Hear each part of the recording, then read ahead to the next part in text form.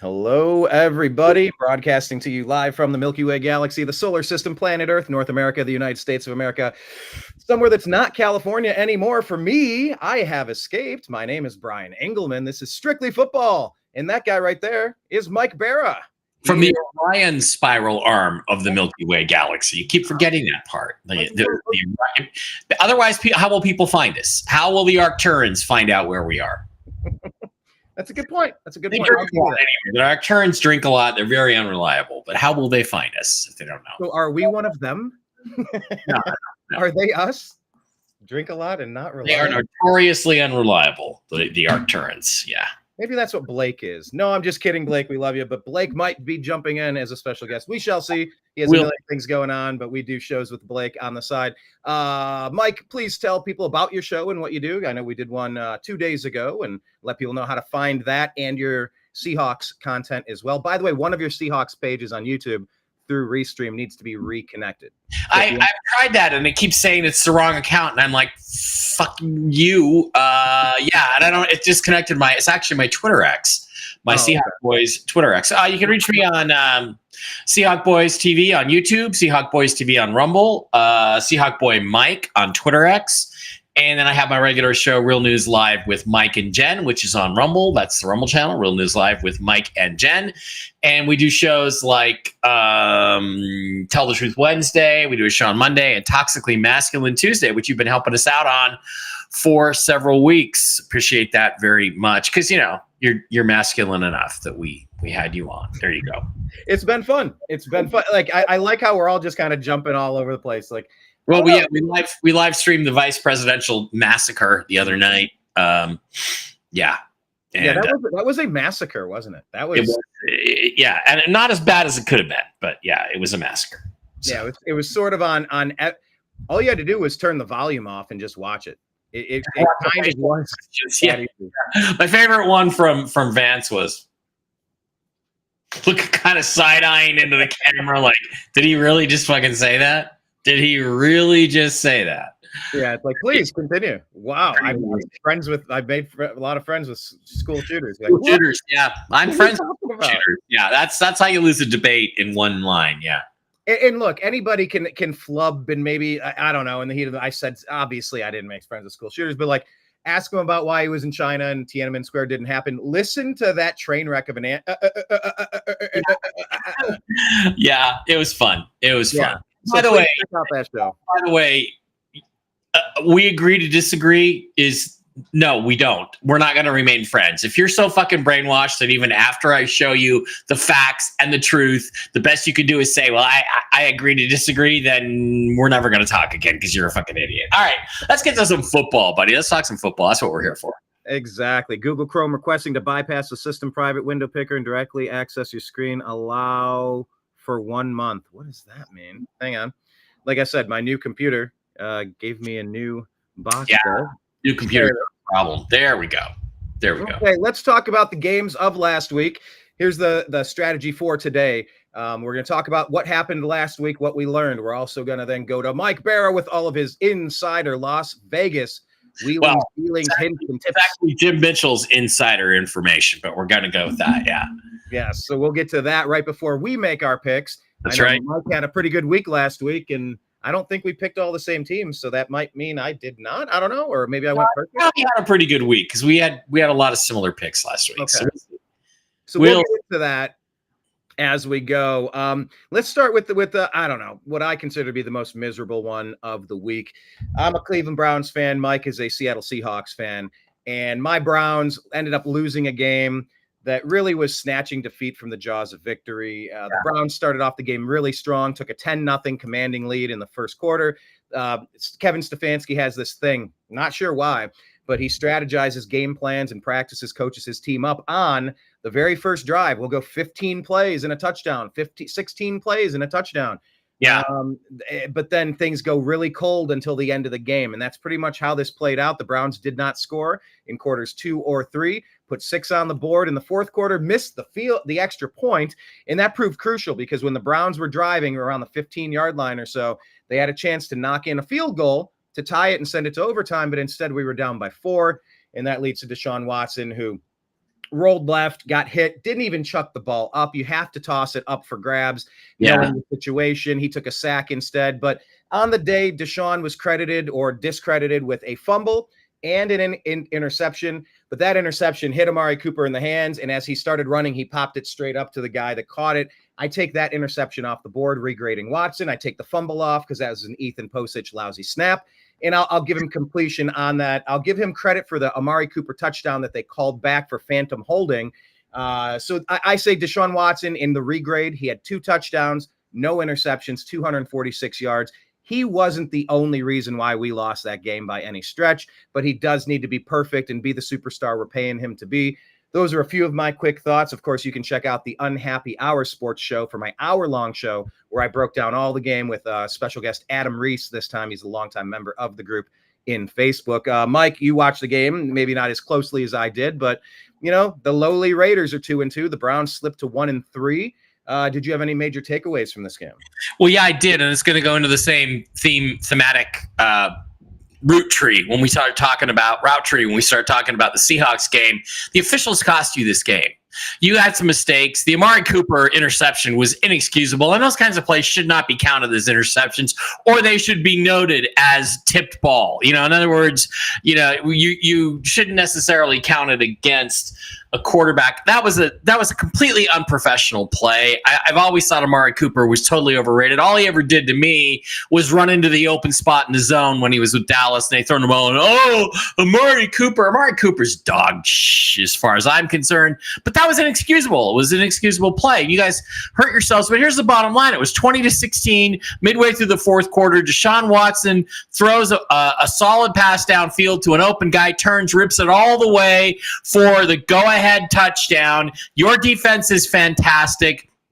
I think if that touchdown stands, you win the game. The Raiders don't get close, and the referees took it away from you. And for absolutely no reason. Even Ross Tucker, who's calling the game, is like, oh, I don't agree with that call at all. No shit, Ross. They literally made up a holding play out of whole cloth.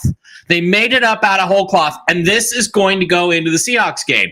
Now, in our case, the officiating did not cost the Seahawks the game. Their inability to stop the Lions cost them the game. But it contributed to the possibility of them being able to win. In your case, this call wrecked your chance to win the game. It was as if somebody called down from New York or Las Vegas and said, oh, no, we can't have the Browns beating this point spread or winning this game or whatever it was, because there was no justification for that. And I'm past the point of, this is incompetence. Literally, how can there be a penalty that you literally cannot see?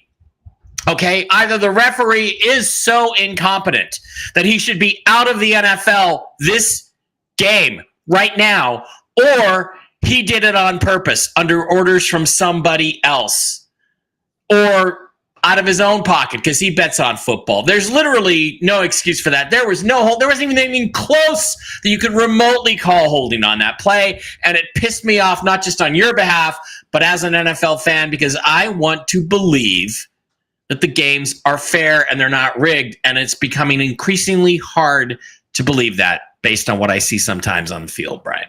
I appreciate that getting my back there. And of course, it's not really getting my back. It's just you're calling it how you see it. And how you see it is the same way we all saw it. And let me go one step further on this point. Two points. Number one, you're talking about, are the games being fixed, this, that, and the other. We know Tim Donaghy in the NBA, he's been busted. Mm-hmm. Give me a break. A million people have been doing this. Pete Rose just passed away. Rest in peace. I ran into him in Vegas one time, and they kept him out of the Hall of Fame. And he never bet against his own team that you could determine. But as a Cleveland Browns fan, we feel as though the referees in the league have had it in for us since 1999 because we were able to keep our team. We kept our team name. We kept our team colors. And they've always been salty that they weren't able to completely steal our team. We have referees invent plays like in, I think it was 99 when we came back, the Bottlegate game. When Tim Couch was leading a game-winning drive and he went down, they got a first down, went up to the line of scrimmage, ran a play, that was incomplete. Then the refs came in and said, no. We were calling a timeout. We were reviewing the previous play. We're like, no, we already ran the play.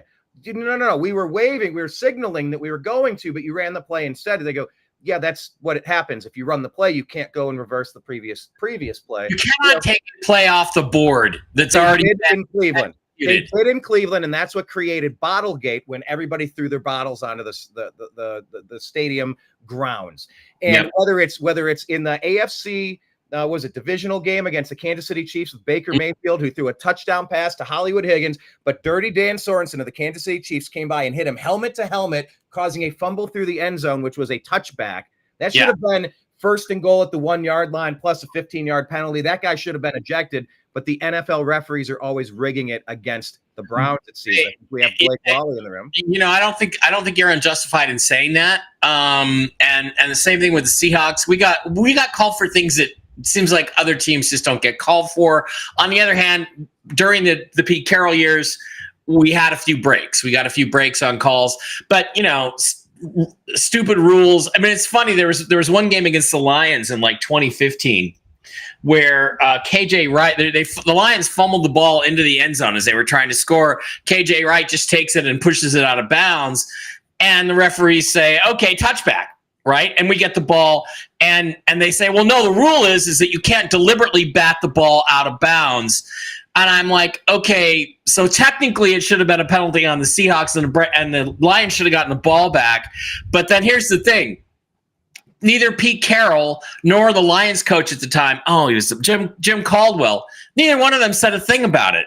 And it's like, okay, if this rule is so obscure that not even two coaches with like 67 years of football between them know that that's the rule. And Pete said, I thought you could bat the ball out of bounds on defense. Why would that be a penalty? Why wouldn't be able to do that? So they would make, we got some breaks on calls, but we also got calls that just are ridiculous. And I'm going to get to that when we get to the Seahawks game, the DK Metcalf pass interference. And the Chiefs get every call in the book plus some. As we talked about, I think last week, Patrick Mahomes has had 22 interceptions overturned by the officials in his 6-year career. Tom Brady had 16 in his 20-year career. So there is an agenda. And the officiating. I mean, the thing is that there's no accountability for the officiating. If a referee makes a ridiculous call in English Premier League soccer that costs a team a game, it's brought out in public, it's discussed, the guy is suspended usually for at least 1 week, and they say this guy did it wrong. Now with VAR and things, they have other issues. I think what we've got to go back to, Brian, is I think we have to go back to what we had 3-4 years ago, where literally any call can be challenged. I think that's fair. Why not? I think that's super fair. And it's so weird because we've all seen that where a quarterback will get in trouble, or the running back, they can knock the ball out the back of the end zone. It's called a safety. You forfeit your possession, you have to punt it back, and there's 2 points. But like, it's something you can do. I don't know. It's just. I also think we need to stop changing the rules every single off season. We need to. It's hard to even understand. Wait, why is the time not stopping? Yeah, but you guys, it's the second quarter after Memorial Day, and then if that happens in the final 2 minutes, then the clock will run as long as you're like, oh my God, just simple rules. It's a simple game. We're overdoing it. Yep. I want to introduce everybody to this gentleman here, the Purple People Eater. He is Barney from the dinosaur. He's purple. What else is purple? Famously purple. Well, unfortunately, your Minnesota Vikings. You're surprising Minnesota Vikings TVs, Blake Walley. Right. Yes, I left both of my Vikings jerseys in Minnesota. I forgot to grab them when I was in town, so I'm gonna have to buy another one. I'm trying to get a Blake Cashman jersey, I believe. But this is my purple shirt that I got from my pillow, Mike Lindell, on his little clearance sale. These are probably not something I'd wear in public, but it's actually quite comfortable. Yes, it's a little bit sheer and sexy there, Blake. Oh yeah, it's a dream. Well, yeah. Well, I was just gonna do a quick cameo, Brian, but I didn't know you were gonna be streaming on all of my channels. Now I felt like, well, I gotta make some kind of an appearance. I gotta look presentable, right? Yeah, there you go. Exactly. Hey, that's what we do around here. We want everyone to get their message out as many places as possible. And we'll get to your Vikings right after we get to Mike's Seahawks here. This was a 42-29 defeat of the Seahawks by the Lions. Jared Goff had a perfect game. Right. The immaculate game, but he didn't even get the game ball. They said sorry, and of course, he didn't realize he just 18 for 18. Look, a lot of scoring. This is a type of game I enjoy watching. Of course, I played defensive end. I always appreciate defense, but Mike, you watched this closer than I did, aside from the fact that I had a ton of fantasy football implications on this game. Walk us through, what did we learn in this Lions victory? Well, the thing is, again, this is kind of what we expected. I said, look, we were down 3 of our 4 starting defensive linemen. I knew we weren't going to be able to stop them. So it's a question of we had to score a lot of points. Their secondary is weak. And we were able to take advantage of that with some, again, short throws. The Seahawks have probably the best run after the catch receivers in DK Metcalf and Tyler Lockett and Jackson Smith-Njigba. They catch the ball, they run downfield, they get an extra 8-10 yards every single time, which is why Geno Smith's yardage numbers are so inflated this year. But we scored enough points to keep ourselves in the game. Every time they scored, we scored. Then Mike McDonald, I believe it was 35-27 or 20. Anyway, yeah, we were down. And instead of taking a single extra point, he goes for 2 in like the middle of the third quarter. When you're down 2, you're down 14, you just scored a touchdown. You can now get within 7. It makes no sense whatsoever. Analytics is the death of common sense, because then it's a 2-score game. People talk about, it's a 1-score game if you get because they're only 8 points behind. That's 2 scores, because you have to score a touchdown and then you have to score what amounts to another touchdown on the 2-point play, which is only a 48% chance of success. So you put yourself actually into a hole. And that's one thing about McDonald that's really upsetting me, is this idiotic adherence to these stupid geek fucking analytics calls, which they're just nonsense. Analytics is the death of common sense. Use your brain. You kick the extra point, which is a 95 or 98% possibility. You're only down 7. And there's a psychological aspect that analytics doesn't take into account. Now, having said that, there were 3 calls in this game that were, I think, flat out fabrications by the officials. I simply do not understand them, maybe even 4. And you got to go back and look at this, that the officials did not cost the Seahawks the game, but they did cost them a chance to win the game, because if these calls were made correctly, we would have been within 5 or 6 points on the last drive with a chance to win the game. We didn't deserve to win the game, but we would have had a chance to win the game. First call is an offensive pass interference call on Tyler Lockett, third quarter. He runs a route. Defensive back is right in front of him. They smash into each other a little bit. Lockett then cuts and goes into his route. All he was doing was running his route. And we completed the ball short of that to Jackson Smith-Njigba, who got a first down. A crucial first down brought us inside the 30-yard line, chance to at least score a field goal on that drive, which then would make it, 42-32 would have been the final score if we'd have gotten a field goal. So there's an opportunity there. The referee doesn't throw his flag until after he sees that Njigba catches the ball and gets a first down. Yeah, like the holding on the Amari Cooper touchdown that they brought back. There wasn't, you didn't even see a flag. The TV screen did not even show a flag. It's like, who's calling this phantom flag?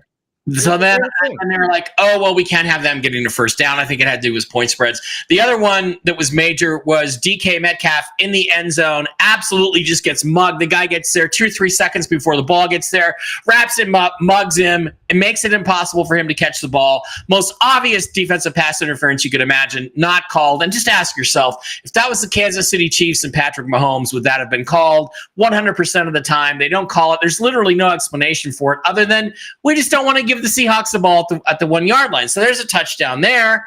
So now it's 42-39 with the ball in the Seahawks' hands, the last possession, with a chance to tie or win the game. They didn't deserve it, but again, this call, there's simply no explanation for why it was not defensive pass interference. Here's another thing that screwed it up. There was one other call that I forget that I wanted to talk about, but Jared Goff gets caught, and they call it a safety late in the game. I think the lines were up 11 or something like that, and they call it a safety, and you can see that he's grabbed by this guy, by the defensive, I think it was Derek Hall, but he holds the ball completely out of the end zone. Okay, all of it, the front, the back, everything. That is not a safety. But they went back and reviewed it. They didn't call it a safety on the field. They went back, they took a timeout. There was a 2-minute TV timeout. They come back, and then they call it a safety. Even though clearly on the replay, it's not a safety. Why would they do that? Well, because it actually was to the advantage of the Lions to take the safety rather than them having to punt out of their end zone. They actually were able to push the Seahawks back further because they were still up 11 at that point. So, what the referees did is they went and they intervened, called not a safety, and help the Lions in terms of field position. And I'm like, I can't think of any other reason why they would do that because, even the announcers were going, well, that's not a safety. If he's got the ball completely out of the end zone, you get forward progress. So, look, here's probably the basic problem. I think these games are being manipulated from New York. I think they're being manipulated from Las Vegas. I think the NFL is in on it. And I think that they try to do it in games that are not too widely known or too widely seen. Like, do people really, if the Seahawks weren't on Monday Night Football, but that many people have really watched the Seahawks game last week? Probably not, because we're the Seahawks. We're kind of irrelevant, just like the Browns are kind of irrelevant. But there has to be some system of accountability for officials. And the problem with that is that if they did that, if they actually looked at who are the best and who are the worst officials, all of the girl referees would get fired every year. Because they're terrible. If you notice the girl referees, they never call pass interference. They never call, illegal block. All they ever do is spot the ball, and they usually get that wrong, or call a offside or an illegal procedure or an illegal formation. The women referees literally are out there just for show. They literally don't let them call anything important in the game. And the guys they do let it call important calls get them wrong more than 50% of the time. And so you just got to ask yourself, what's the agenda here? Because every team can complain about officiating. That's the problem. Nobody should be complaining about officiating. We should get it right 90% of the time. Yeah, and we get it right 40% of the time. Yeah, you're mentioning how you make a call, but it's the wrong call, and then you don't make a call, but it was the right call that you should have made it on, and it's wrong on both sides. I remember politically they said Republicans are the party of no ideas, and Democrats are the party of bad ideas. So it's like, would you rather have more calls with more of them bad, or less calls with more overlooked calls? I don't know. Can we just be accurate? Just every year they have to see what happens on the. Yeah, every year they have their points of emphasis. The only point of emphasis next year should be 50% reduction in all penalties in all games, all across the board, back like it was in 2007 before Roger Goodell came along. I'm just going to tell you, I believe the number of penalties being called is to make it easier for referees to affect the outcomes of games, because I think somebody's getting paid somewhere along the line here. That is an interesting point, Mike. And I just wanted to add one point. I'm going to go to Blake Walley to ask him his thoughts on, the referees in general, as to whether he thinks they're over influencing the product on the field, and if he happened to watch a Seahawks game and had any thoughts on it. And we'll get to his Vikings, of course, after that. But I did want to make a point connecting two earlier threads with the Browns and the Seahawks there, and as far as penalties. We were talking about that phantom holding call for the Browns that led to taking the Amari Cooper long touchdown pass away. We have the NFL Defensive Player of the Year, Myles Garrett, on the defensive side for the Cleveland Browns. He gets held by one or two or three people on every single play. Yep. And the referees just let it go, because the rumors are, well, you're too good. You're too good. Well, if we threw a penalty every time you got held, we're never going to do anything. We're just going to go all the way back to the 5-yard line. It's like, well, yeah, that's what it should be. You're robbing the NFL of all these highlights. So if you're not going to call all of the penalties committed on Myles Garrett from the opposing offensive lines that cannot ever block him, right, you at least owe us the decency of not calling ticky-tack shit on our offensive linemen. When in doubt, swallow your damn whistle and don't be there. You owe us that. If you're not going to give Myles what's due to him, you owe us sitting down and shutting up and swallowing that whistle, Mike. That would be if you're giving him the benefit of the doubt that the officiating is honest. And I'm reaching the point where I don't think it's honest anymore. Anyway. No, that's fair. And let me bring in Blake Walley, TV's Blake Walley, the Vikings fan. First off, did you see the Seahawks Lions game? Have any thoughts on it? But then jumping into the issue of refereeing. You used to live in Las Vegas as well. It's a gambling town. We know what's up. Pete Rose just died, by the way, famously withheld from the Hall of Fame because of gambling. Any thoughts on the game in particular, and then any thoughts on refereeing and gambling? Well, I guess I was dismayed by the end in that safety call. I was hoping Goff got that pass up. I'm not 100% to who it was, but I needed another 25 yards from Mon St. Brown. I could have made like $500 on a couple of player props that I had he made the 70 yards. So that was a tough loss. So does that mean that your $500 was the reason why they called in from New York? Like, dude, Blake's going to make half a G. You got to watch this. Yeah, we can't let Walley have that $500. Right. You never know. But I do believe that it is probably rigged at certain times. So I don't trust it. I've seen enough blown calls in my lifetime. And yeah, I completely agree. They should be able to review anything and everything. So that's a disgrace to the game and the product. If we had the situation like we had in 2021 or whenever it was, they let him do that. The Seahawks would have said that was defensive pass interference. They would have replayed the DK Metcalf call. Everybody would have said that's defensive pass interference. Like Seahawks would have had the ball at the 1 with Ken Walker. They would have scored. And so now it's a 42-36 game going into the last drive. The Seahawks have the ball. So, it would have affected the outcome of the game. So it's time to bring that back because this officiating, they're officiating the games more, and they're doing a worse job. Yeah, that's a bad combo right there. Blake, let's talk about a good combo. Sam Darnold and the rest of the league. Sam Darnold proving himself. Sam Darnold and the Vikings. That's a good combo. Vikings get the win 31-29. Oh, my Lord, Blake, your Vikings are 4-0. What is happening up in Minnesota? Oh, it's great. It's an unexpected surprise. We weren't really sure what to expect. I figured they could win anywhere from 5 to 10 games this year, depending on how well Sam Darnold did. And he has exceeded all expectations and then some. So it's great to put him in a good situation to see how talented that he really was coming out of USC and then being in some tough situations with the Jets and the Carolina Panthers. Didn't quite get to credit. He was good on San Fran, but they already had Purdy. And so now he gets a fresh start in Minnesota with a decent offensive line and weapons around him and a good offensive-minded coach. And he has thrived in the system. So very refreshing. Great to see him win some tough games against San Francisco, Houston. And, of course, it's always a bonus when you win in Lambeau. They were really up ahead big time at the half and then almost let the lead slip away, but were able to pull it off. Also of note, of course, the great defense of scheming there. So that's always good to see. Brian Flores runs quite a good defense. They're fun to watch, and yeah, we'll see. I will be watching them. As you can see, I'm in the England. I don't remember the name of the stadium, Tottenham something. They're going to be playing NFL. Yeah, it's just the Tottenham Hotspur Stadium. Yeah. Oh, okay.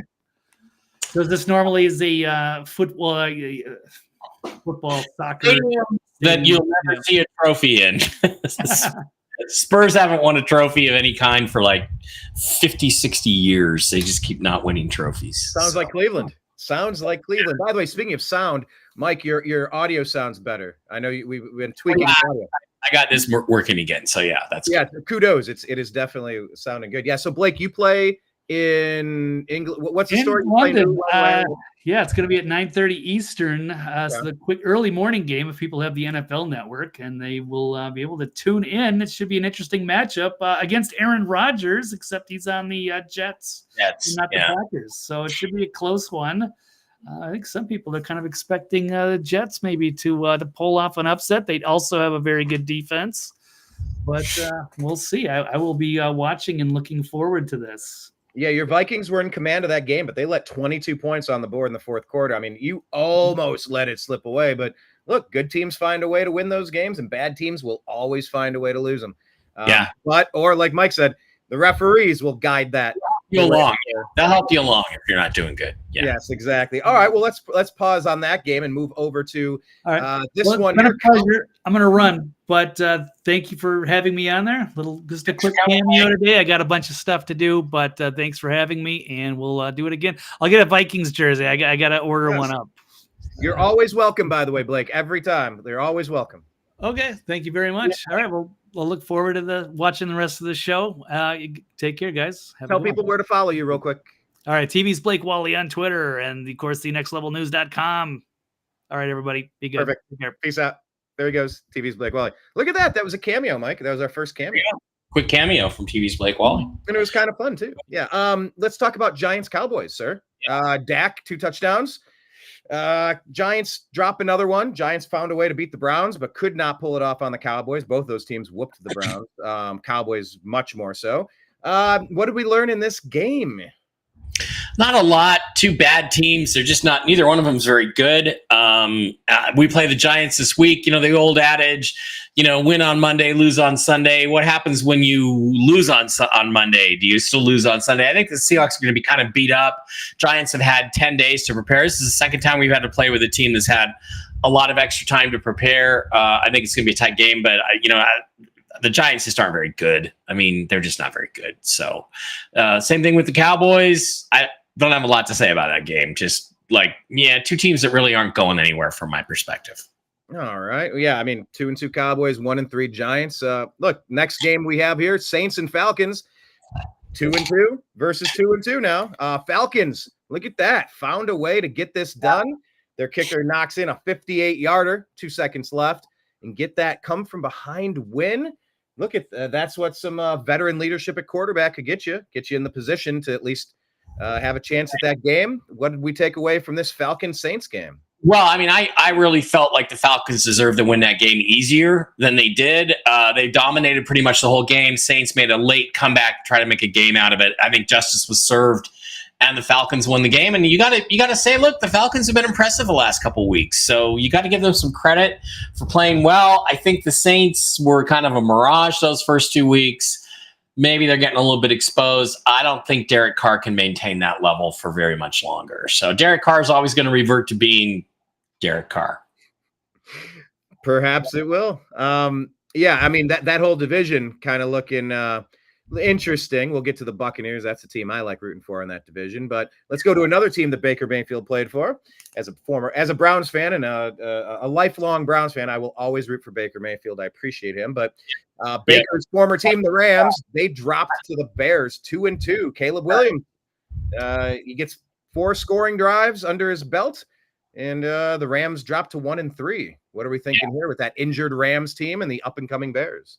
Well, like you say, I'm always going to root for Russell Wilson because of what he did for the Seahawks for so many years and carried the team. So yeah, I'm the same way as you are with Baker, and I like Baker too. I love his competitive nature. This is again the Rams. They got Matthew Stafford. They don't have much else. Defense is a shambles. The offensive line isn't very good. I like Tutu Atwell. But the story of this game is Caleb Williams finally coming into his own, finally getting some passing yards. What did he have yardage-wise? Can we go up a little bit? Yeah, Caleb had 17 for 23 for 157 with 1 touchdown. He's not throwing the ball great, but I think he ran for a touchdown. He threw for a touchdown. He's starting to get into the NFL game a little bit, and we know he has Cam Newton-like talent. The thing we hope he doesn't have is Cam Newton-like character. So we're waiting to see on that. But any guy who paints his fingernails pink probably isn't going to be a superstar. But he's going to be a really good player. He's going to make fantasy owners happy. And I think he started to show that, hey, he's getting the NFL game down a little bit. And good for him. Yeah, he did not have a touchdown rushing. He had 12 yards rushing on the day. But DeAndre Swift, who helped me in my fantasy league, and Roschon Johnson, a very good backup running back that could come into his own. He had another one on the day. You got Rome Odunze, you got Swift, you got Cole Kmet, DJ Moore. You should be getting more out of that passing game. Ian Allen, yeah, DJ Moore got a touchdown. Yeah, you should be getting more out of that passing game for sure. Yeah, absolutely. And I think they're hoping that will be the case. We'll see how the season shakes out. Here's one that was super interesting. My boy Joe Flacco. I was in Cleveland the night that Joe Flacco whooped the Jets and clinched a playoff berth under the lights in Cleveland. at nighttime. It was one of the coolest experiences I've ever had. I love Joe Flacco. He unlocked a Cleveland Browns offense last year that seemed non-existent under the very confused and unsure of himself Deshaun Watson last season. I love Joe Flacco. I will root for him now forever. And he filled in. Anthony Richardson, the young quarterback for the Colts, the often injured. You don't want to say that with another Colts quarterback. Peyton had his problems, and we know that their last quarterback retired because of health issues. But Joe Flacco leads them to the victory, and then that helps me because that gives the Steelers the first loss on the season. Colts win 27-24. What say you on this one? Well, again, I think the story here that is pretty interesting is just how ineffective Anthony Richardson is. And, there were rumors in 2023 the Seahawks are going to trade up to the first pick. They would have taken Anthony Richardson instead of C.J. Stroud. I wanted C.J. Stroud. This is simply more proof that I know more about quarterbacking than John Schneider and the Democrats and the Seahawks. No, Richardson is just not that good a player, and he's not developing. And although he has great athletic ability, that's just not. He's not exciting. Justin Fields had a really terrific game. Yeah. 312 yards. That's pretty amazing for Justin Fields. But he still, I don't think, sees the field that well, and they're not productive in the passing game. 1 touchdown. I still think when Russ gets healthy, Russ takes over. I was surprised. I thought maybe if they fell behind, I think 17-0 in that game. And I thought if they fall really far behind, we may see Russ in the third quarter or fourth quarter. Mm-hmm. And then that'll be the changeover. But it didn't happen. They stayed in the game. You got to give Fields a lot of credit. I just don't think he's ever going to be a great passer in this league. And, Lamar. I saw him play good football at Ohio State. I know he has it in him. Yeah. It's just, can he keep leveling up? Will he be given enough chances to keep improving? Yeah, two rushing touchdowns and 300 yards. Like, you'll take that out of Justin Fields. Yeah, but it wasn't enough on this day, luckily for me, because I will root for a Steelers loss every single day of the week.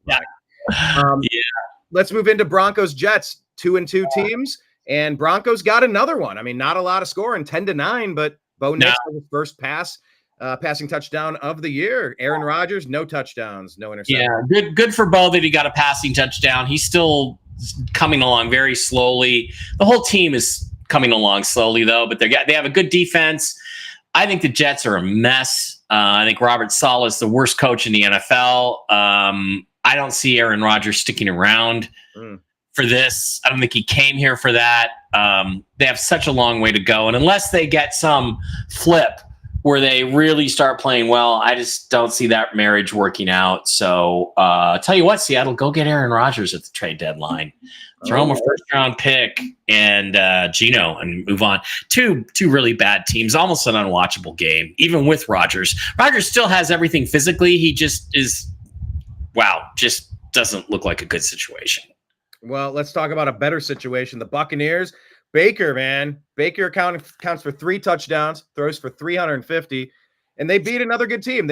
We've always heard there's a Baker Mayfield cycle. Oh, he struggles. Then he's the underdog. Then he beats up on an inferior team. Then he plays a good team and loses. Then he blames somebody. Then he beats up but that's not the case. That was always unfair to pin on Baker. And look, they've had a couple of tough wins this season already. Buccaneers are in first place in their division at 3-1, and they beat the Eagles, who are really kind of struggling on offense with their stuff. What did we learn in this game? Eagles exposed, Buccaneers good. They had that off week. They had to put a major effort into beating the Lions. Got beat up the week after that. I think against the Broncos, right? They blew the game at home against the Broncos, but came back. Baker's great. Baker is the key to this team. 347 yards, 2 touchdowns. Holy hell. He's playing great. Buccaneers look like a strong playoff contender and possibly division winner down there. So good for them. They played a good, solid all-around game. They're a good, solid all-around team. Well coached by Todd Bowles. Let's talk about Mr. Bowles. Good coach, good man. And his team's looking pretty good. Yeah. Well, let's talk about the Bengals. They're looking better than they had been looking previously. Burrow hits 2 touchdown passes.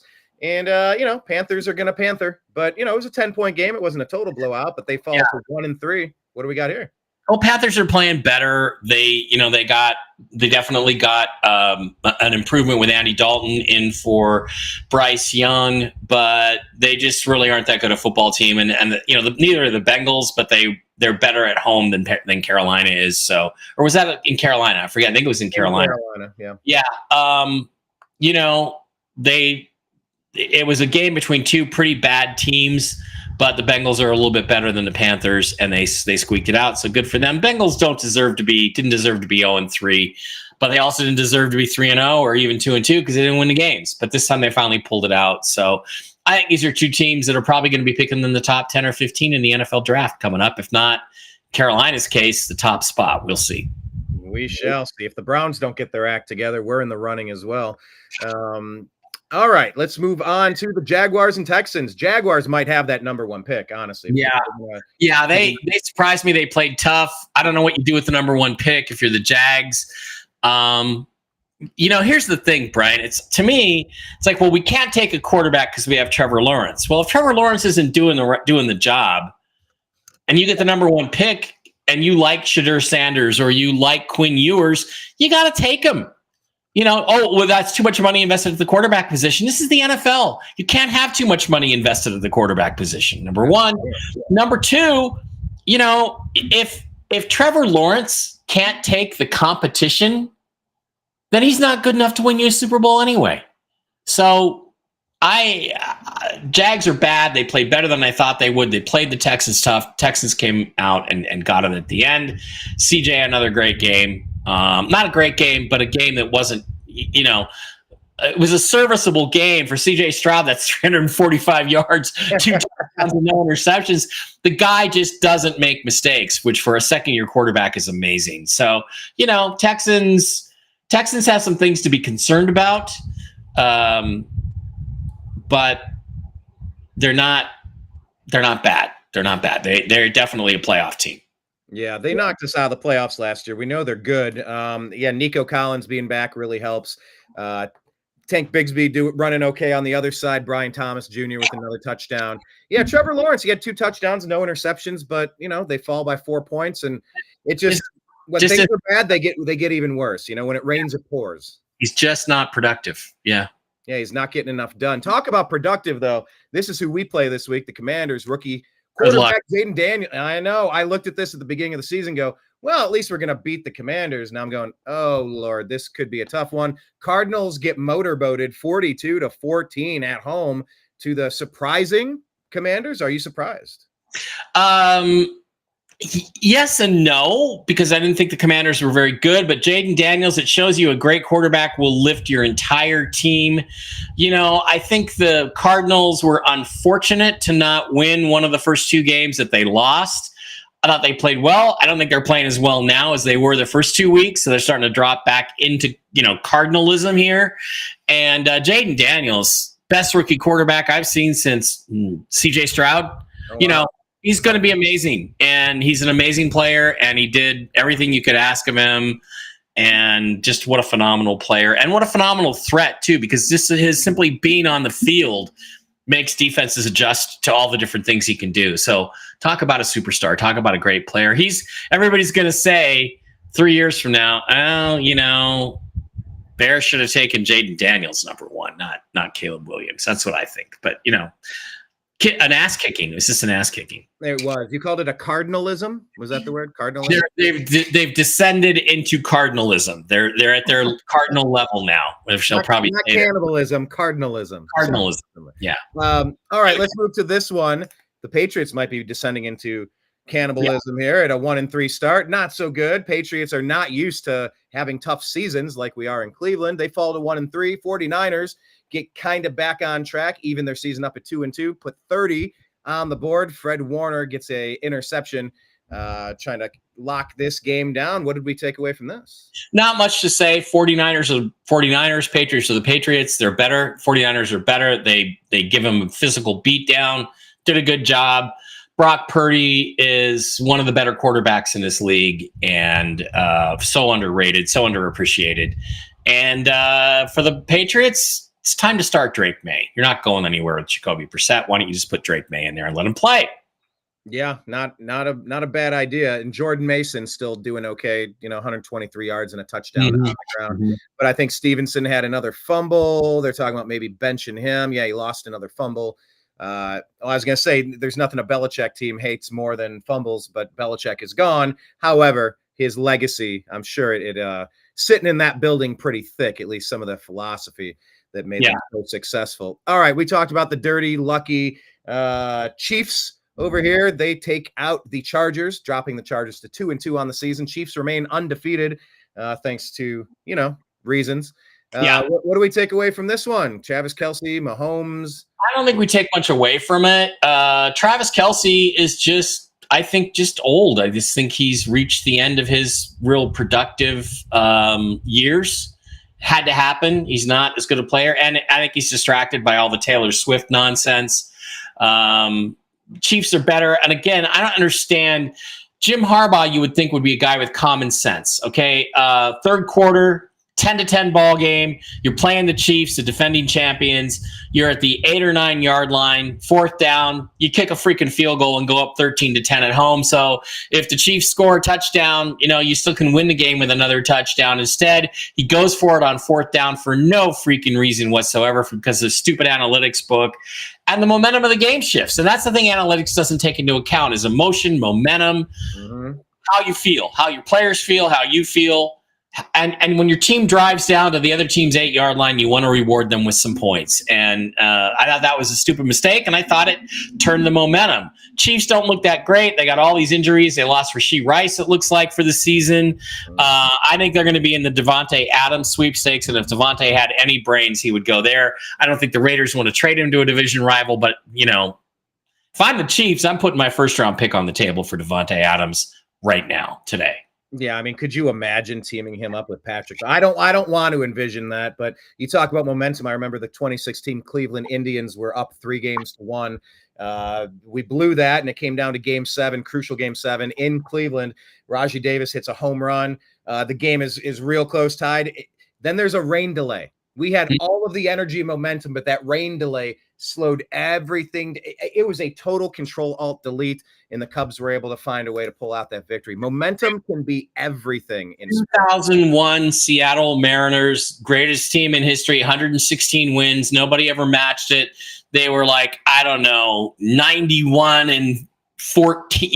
They were just some incredible record, whatever the hell they were. And 9/11 happens. And they were basically 500 the rest of the year and lost in the divisional playoffs to the Yankees. So the momentum was simply killed by 9/11, and that's what happens. You're right. It's so momentum in football, especially, is the most important thing. Oh God, there's another one when the Cleveland Browns were going to the season that we were stolen. We started off in having a very good season, and right after that, we tanked. We went awful. Our heads were not in the season the rest of the time, but we were a legitimate Super Bowl contending team that year. But that energy we had nothing in us. It just crushed. Last year's national championship game between Washington and Michigan. I watch both teams. I'm like, Washington's way too fast for these guys. They should be able to score a lot of touchdowns on Michigan. But Saturday night before the game, Kalen DeBoer, their coach, interviews with Alabama for the Alabama head coaching job. Word leaks out. This is his last game. He's going to Alabama. The Huskies come out completely flat, get run over in the first half, and end up, a game that was close until late in the fourth quarter, but took all the air out of their sails because every player on there knew that their coach was dumping them to go to Alabama. So these kinds of things do matter. These kinds of things. How dare they leak that stuff? And you know what? If he was a smart enough coach, he would have made sure. I'll tell you what, I will render my decision to you immediately after this game. Look, here's the thing. Here's the thing. He was angling to get the great job at Alabama or somewhere else. That's what he was always angling for. He was never going to stay at Washington. So whether Washington won or lost that game didn't matter to him. What mattered to him was getting that big deal with Alabama, and he had it. And that's the way it goes. Yeah, you hate to see that. It's so unfortunate to the kids all season long, and then just ends up imploding because of that stuff. All right, let's talk about this. A team I wish would implode, but I'll tell you what, they had a really impressive, perhaps the most impressive win of the week last week. The Baltimore Ratbirds even their regular season record at 2-2, whooping on the Buffalo Bills, who dropped to 3-1. Derrick Henry, wow, 199 yards rushing with a long of 87. Yeah. Lamar Jackson, he runs for 1, throws for 2 more. Wow, what do you take away here? That was this is a statement game, Mike. Yeah, Ravens brought the physical. Bills didn't seem like they really wanted to be there. They were 3-0, kind of fat, dumb, and happy. And when they got behind, I think they kind of just like, well, we'll come back next week. So I think it was really just the Ravens were desperate to win that game. They had to win that game to stay in it. They did. Bills are saying to themselves, well, we'll get them when we get them back in Orchard Park. So that's all that was going on there. One of those games that just happens during the season. Every team's going to blow a game they should have won. By the way, also, fat, dumb, and happy is sometimes how Blake, Walley, you, and I are referred to, although I don't know in what order. I'm not sure what order that goes. I would be fat. I'm fat. I'll give Blake happy. We'll give him a nice one. Why not? That makes you dumb. Well, what about Mason Rudolph? He's the one that got in the fight with Myles Garrett. I called him fat and dumb. Yeah. Not happy so much. But look, he led the Titans to their first win on the season. Yeah. And the Dolphins, man, they are struggling. Tyreek Hill was my number 1 pick in my fantasy league. He ain't giving me nothing with any of these quarterbacks now that Tua's gone. Titans on the board. Dolphins match them at a 1-3 record. What's our takeaway here? Dolphins should think about just selling everything at the trade deadline. And anybody that wants our players, come and get us, make us an offer. We'll talk about it. Would Tyreek Hill go back to the Chiefs if it makes sense? Good question. Good question. It's another option. Wow. Imagine if they got them both, Tyreek Hill and Devontae. Stop. I don't need the Yankees in the NFL. I'm so sick of them. I think Mahomes is overrated, but I think with those two guys, he'd be really good. Look, Titans would have won this game either way. Dolphins are a mess. They're a shambles. Seahawks beat them up last week. They got beat up again this week. Whether it's Will Levis, he got injured. I think if Will Levis is the quarterback, they still put 30-31 up as the game goes on. They wore the Dolphins down. Dolphins didn't really want to be there. 31-12, that's the way it goes. And nothing much to say about it other than that. I still like Will Levis. I still want him to succeed.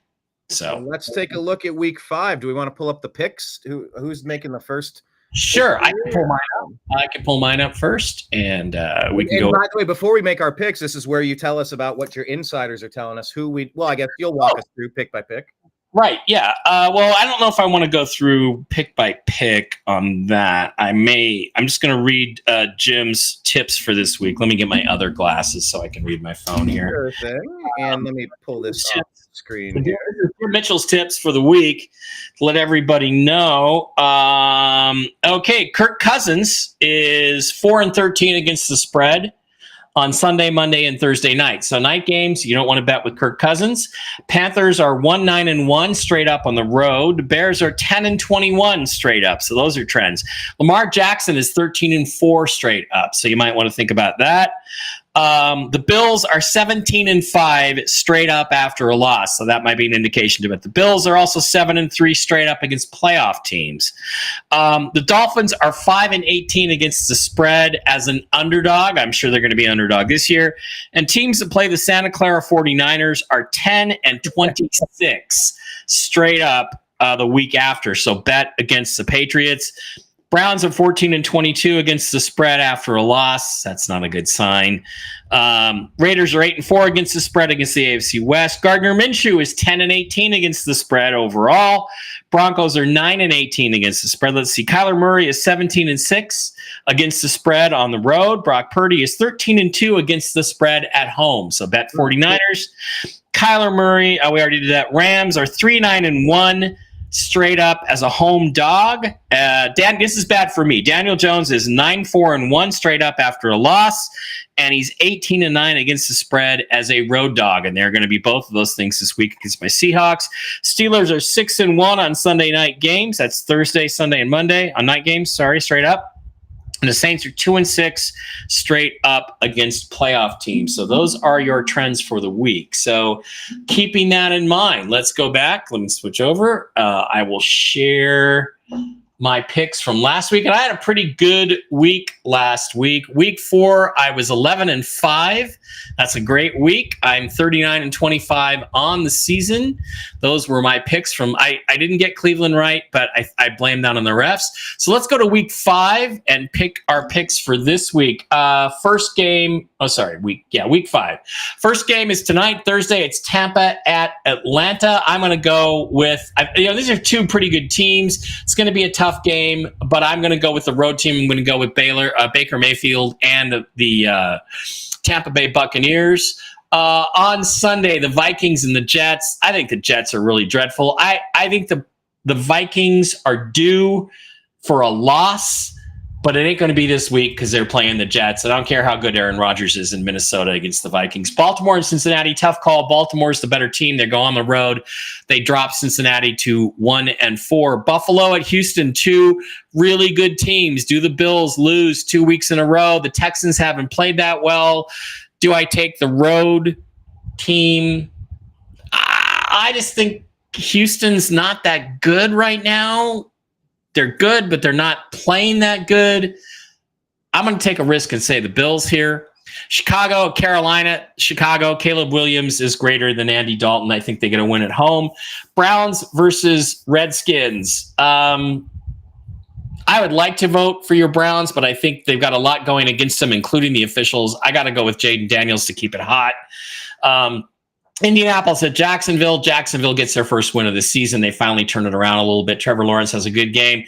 Wow, crummy game of the week. Miami and New England. Good God, I'm going to take New England in that game, even if they start Drake May. 49ers in Arizona. 2 teams going in the opposite direction. 49ers get their second win in a row, beat Arizona easily. Vegas at Denver. I'm going to like Denver at home. I think Bo Nix is going to finally have a pretty decent all-around game. It's coming. Green Bay at Los Angeles. I like the Packers. And even though Matthew Stafford is, as a home dog, has a very good record, I'm going to go against the trends on that one and say that the Packers are going to sneak out the win. New York at Seattle. Again, this is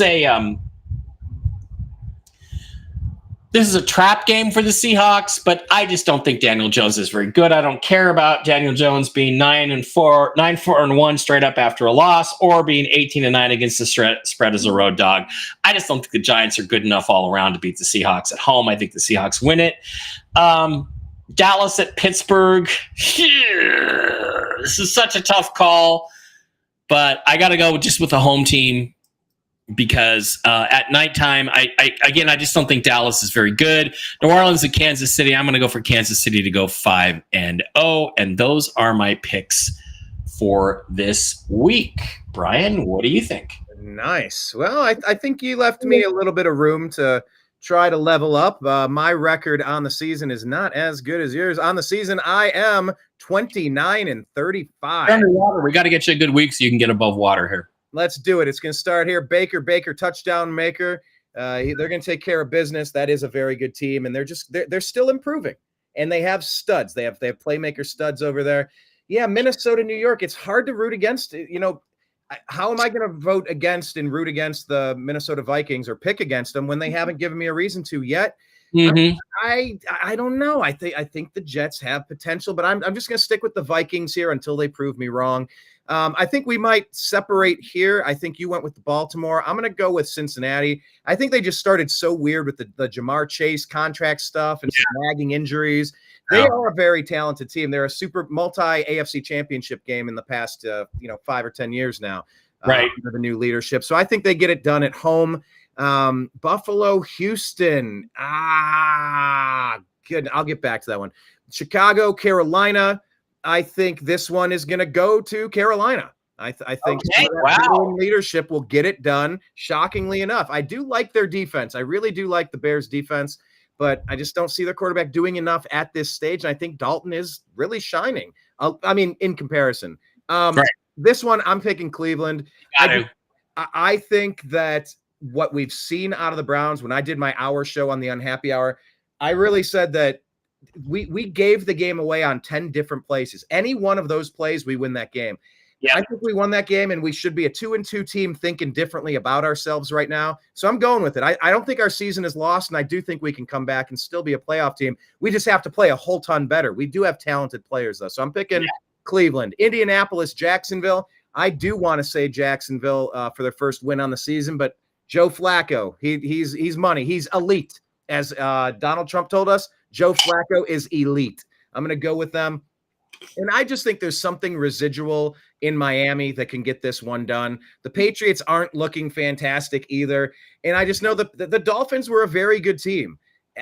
I know that there's some residual muscle memory there. The Patriots are rebuilding and figuring everything out. New coaches, new schemes, new players. They're still figuring it out there. Yeah. San Francisco, they're good. They easy. have a problem with the Cardinals. But, of course, it's any given Sunday. I could be wrong. Denver, Vegas, I just haven't been impressed with what Denver's done. Of course, 2-2 is way better than 0-4. They're not getting much on the board, but it's been enough. I think the Raiders, amidst all of the Devontae Adams trade talk, I think they still get this win in Denver. It'll be tough on the road, but whatever. It's NFL. Suck it up, Buttercup. Green Bay, Los Angeles. I do like Green Bay here. The Rams are just too dinged up. Yeah. Seattle, you guys are going to get that win. Dallas, Dallas whooped us in game 1. It made us look way worse than we actually are. I just hate the Steelers. So I'm going to say Dallas with the upset, Pittsburgh at home. Right. New Orleans, Kansas City, fine. I'm going with the Saints. The Chiefs are banged up. They're starting Kareem Hunt at running back, for the love of God. So I'm going to go with them. And then finally back to Buffalo, Houston. I held off. I still don't know which Buffalo team is going to show up. So I'm going to say Houston in Houston for this win. And that wraps up my week 5 predictions, Mike. Good. So you got a chance to catch me a few times. We got some differences in some games, and it'll be another fun week of football. So absolutely looking forward to it. Appreciate you today. It's always great having all that inside chatter to kind of give us some betting perspective. And on your way out, tell people where they can find your stuff if they want to find you outside. Seahawk Boy Mike on Twitter X. It's controversial, especially if you're a Seahawks fan, but because I tell the truth about Geno Smith. Seahawk Boys TV on Twitter, on YouTube. Seahawk Boys TV on Rumble. Get over there, subscribe, follow me. I because we do this show, I really haven't done Seahawks videos for a while, so I'm gonna need to get back to that. But that's where you can find me. And thanks for being here. Go Hawks! Absolutely appreciate it. And our site is called The New American Media. Find us in all the places. The Unhappy Hour specifically, we have a separate YouTube channel for that at The Unhappy Hour _ on X. Find us there. And we do have our The Unhappy Hour sports show podcasts on Spotify. So subscribe and like us there. All right. So we're going to let you go. Enjoy the Thursday night football game. Make sure you set your fantasy football lineups. And if you're gambling, gamble responsibly, please. If you can't set it on fire, don't risk it. Okay. All right, cool. Well then, Mike, I will see you later for another Strictly Football episode next Thursday, 5 p.m. Eastern. See you next week, Brian. Take care, everyone.